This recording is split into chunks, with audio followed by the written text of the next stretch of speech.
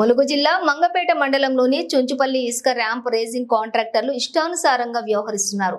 ఏకంగా ప్రధాన రహదారిపై లారీలను నిలిపి లోడింగ్ చేస్తూ ఉండటంతో వాహనదారులు ప్రజలు తీవ్రంగా ఇబ్బందులు పడుతున్నారు. ఈ విషయంపై సంబంధిత అధికారులు దృష్టికి వెళ్లినప్పటికీ చూసి చూడనట్లుగా వ్యవహరిస్తూ ఉండటంతో పలు అనుమానాలు వ్యక్తమవుతున్నాయి.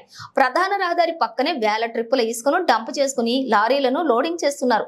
అంతేకాకుండా ప్రధాన రహదారిపై కిలోమీటర్ల మేర లారీలను నింపడంతో ఆ రహదారిపై వచ్చిపోయే వాహనాలకు ఇబ్బందులు తలెత్తుతున్నాయని పలువురు ఆగ్రహం వ్యక్తం చేస్తున్నారు.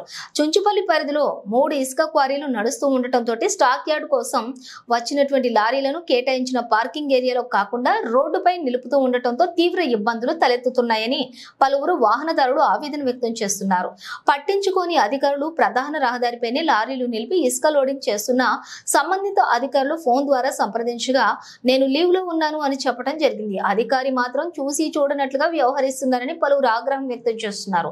అయితే వెంటనే ఉన్నతాధికారులు స్పందించి ఇసుక రేజింగ్ కాంట్రాక్టర్లపై చర్యలు తీసుకోవాలని మండల ప్రజలు కోరుతున్నారు.